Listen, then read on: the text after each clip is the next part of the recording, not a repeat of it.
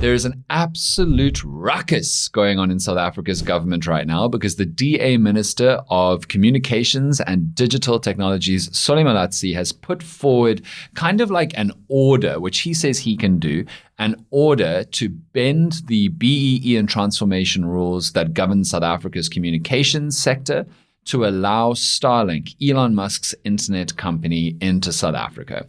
It is a massive fight in South Africa's parliament. In fact, Malatzi's deputy, Kusela Diko of the ANC, is openly dragging him on Twitter. This is a real big one and is set to divide opinion because Elon Musk is so divisive, because bending BEE laws for anybody, but particularly for a white man who has spent the last few years of his life absolutely bashing South Africa's public reputation, spreading disinformation, fake news, and nonsense about South Africa, and actively trying to undermine and meddle with South Africa's democratically elected government, to bend the rules for him seems wild.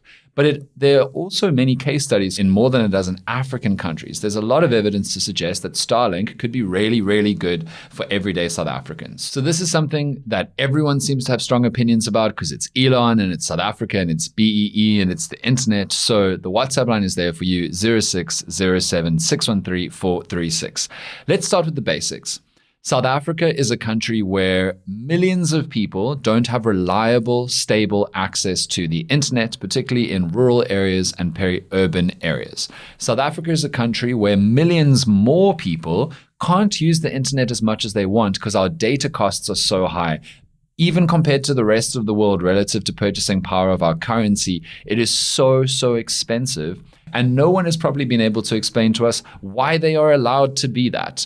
I mean, we do have anti-collusion laws, anti-price gouging laws in this country. I mean, you remember the famous bread case from a bunch of years ago when it was discovered that all of the bread companies were hiking bread prices together to make us all pay more for bread, which is anti-competitive. And you need to have competition in a capitalist economy to make sure that prices go down for consumers and quality goes up to make companies actually compete.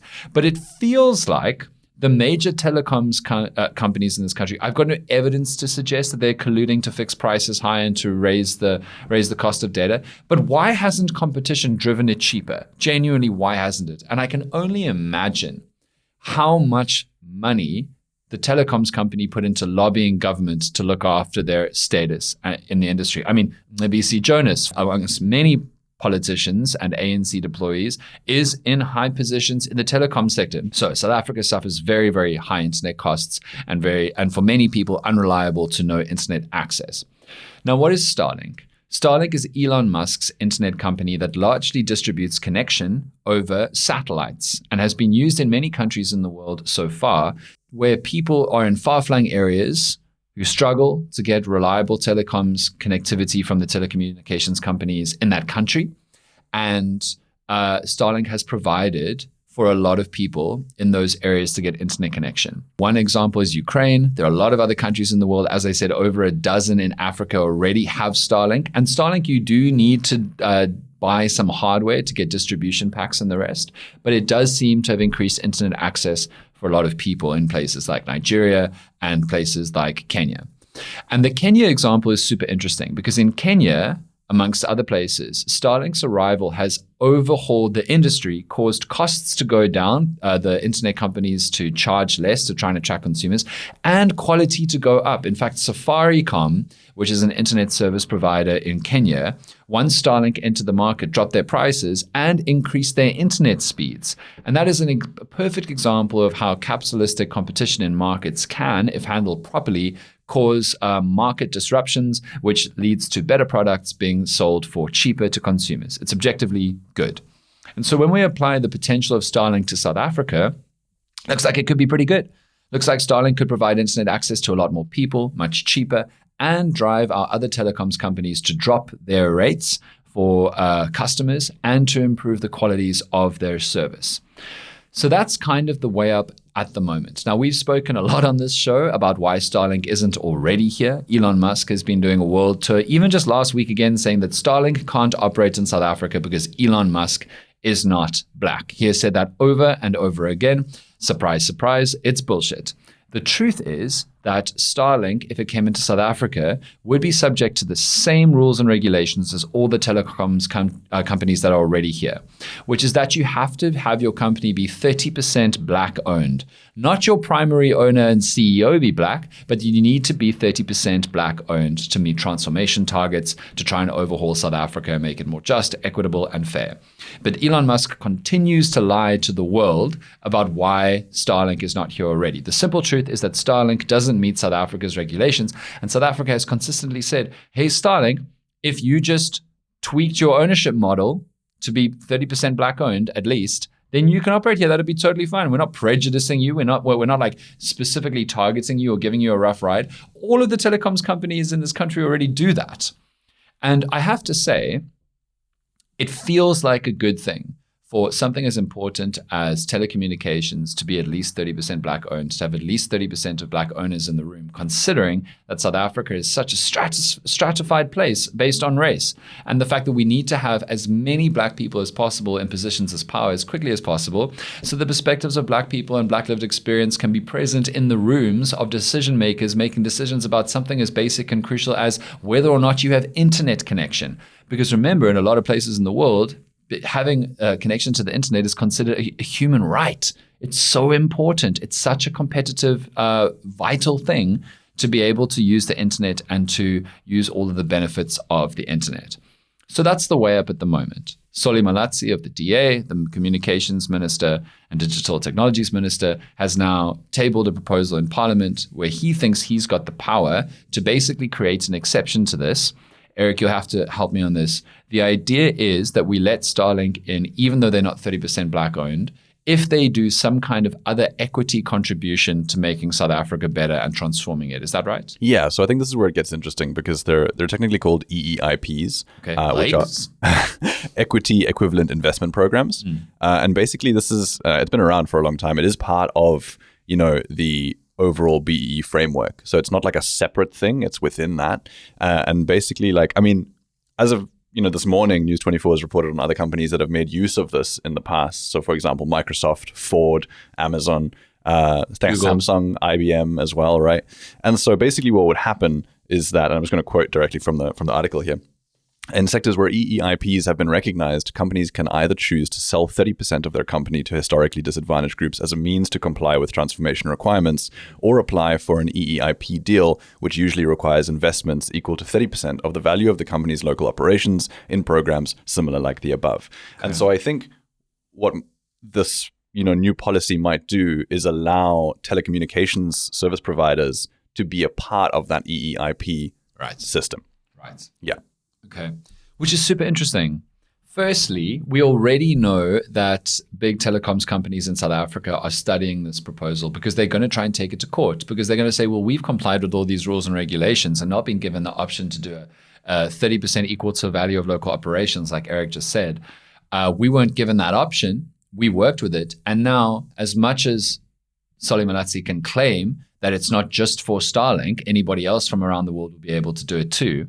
You're screwing us because we had to comply with this in the first place when we may have rather wanted to do something else, and that's unfair. And a court could well side with them. A court could well go, this is actively unfair. And of course, telecoms companies would want to stop Starlink from entering for all the reasons I just described, that it would affect their market share and undercut the value of their goods and probably force them to have to drop their prices, which would be good for South Africans. But that's why they wouldn't want to do it. But what a lot of other people have been saying is, what a slippery slope. Like, okay, you start with this sector. What about all the other sectors where companies may go, we don't want to do BEE either. We don't want to have 30, or we don't want to have to meet significant ownership and employment targets based on race, which are transformative in this country and have caused millions of black people to get out of poverty since 1994. We didn't want to do that. Why don't we also get to shirk this and go around and do it another way? And it could cause a real kind of seismic, possibly legally worked out, legally deliberated change to South Africa's transformation policies and laws. And we can talk about the BEE debate as much as you want, but something that is very clear, as much as there's been rampant corruption in a lot of BEE deals in terms of implementation, and those are bad and should be rooted out and should be stopped. The truth of the matter is that transformation goals in our policies in South Africa have caused many South Africans of color to be able to get out of poverty or get from the working class to the middle class, not least employment of Black South Africans in government positions. It has demonstrably contributed to changes in the socioeconomic circumstances of lots of Black South Africans. And before, certain people in the comments go, and it's screwed over the whites, and it's so unfair, and it's racist. Before you leap to that, white people have not got poorer. White people have actually just got wealthier since 1994, overwhelmingly, and the gap in inequality has grown between the richest and the poorest, which broadly means the whitest and the not whitest. So we need to seriously think about whether we start to undo transformation targets and policies that have demonstrably helped to change the socioeconomic circumstances of South Africa that is still largely based on and predicated on race, but is less so than it was 30 years ago. So that's the one part of this debate. But the other part of this debate is Elon Musk. Okay, here we go. So internet companies and communications companies around the world are very important and very influential and potentially dangerous, because if you have the power in the modern day to control somebody's information access, as in you can cut it off, information flow, as in internet companies have the ability to, for example, cause certain web pages to load slowly, which has happened before. They have, like of rivals, they have the ability to, in terms of search engines, not show you things they don't want you to see, suppress dissent, platform and empower and spread certain messaging or propaganda that the owners of those internet companies care about a lot. Internet companies have the ability to massively doctor and select what their users see about the world, particularly in the modern day with digital ubiquitous messaging. You need to really think about how you're going to regulate these internet companies, right? You need to think, can we make sure that these internet companies and these communications companies fairly and without bias provide communications to people without twisting it or doctoring it? And we've heard this debate. We've seen it at length. We have seen the Mark Zuckerbergs of the world sucking up to Donald Trump and actually changing their policies in response to Trump. We have seen Google, we have seen YouTube, we've seen and we've covered it on the show, all kinds of internet companies acting in uncompetitive ways to destroy rivals, selectively choosing what kind of news stories can exist on their platforms and what can't, promoting certain things and suppressing other kinds of things. It's very dangerous. And so it's really important when we have a communications company in South Africa that we can regulate it well. And an internet company from around the world that is truly global cannot be regulated well in South Africa. We don't have the laws, nor do we have the power, the jurisdiction, or the value in our markets to be able to really regulate these internet companies. I mean, hell, the EU can't regulate Google well enough at the moment. Like, they're too big for even the EU to deal with. America can barely regulate the big internet companies that operate in their spaces. South Africa won't be able to do so. And that's where we have to seriously think about who owns Starlink. It's Elon Musk, a man who, as I've said, sown harmful, dangerous disinformation about South Africa, platformed bigots who spread fake news about South Africa, meddled with and tried to undermine South Africa's democratically elected government, used his sway to try and influence the president of America, the most powerful country in the world still, to screw with South Africa's government.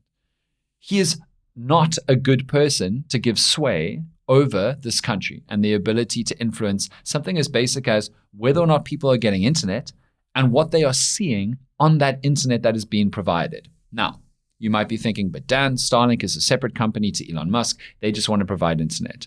To which I say two things.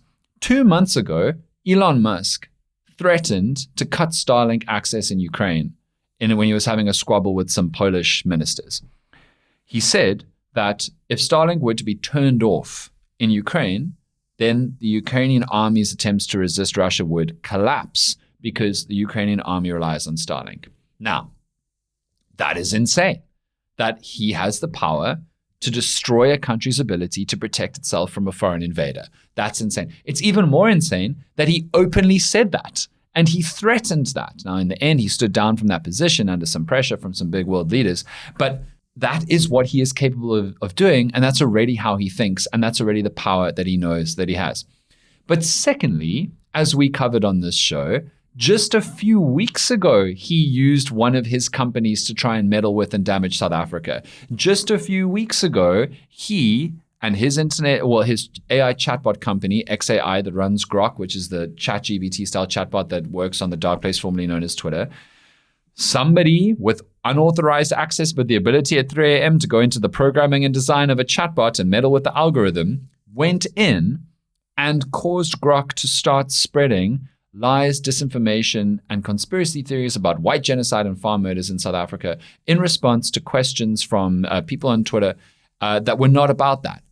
It was responding with lies and disinformation to unprompted questions on the internet. It spread posts that millions of people viewed that lied about South Africa, and then told us that is exactly what had happened, to the point where Grok's owners, XAI, then had to come out and admit that this is what had happened. Now, if that is and that clearly is what one of Elon Musk's companies has the potential of doing, sowing radical and spreading widespread disinformation, bashing South Africa on the internet, do we really want his company to take up such a crucial role as providing internet to millions of South Africans? Is that a good decision? Is that a risk-averse, smart decision?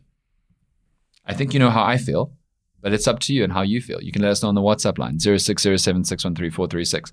But that's the debate, because I think it's quite clear that Starlink entering South Africa could help in driving down costs, driving up access, and improving quality of the internet.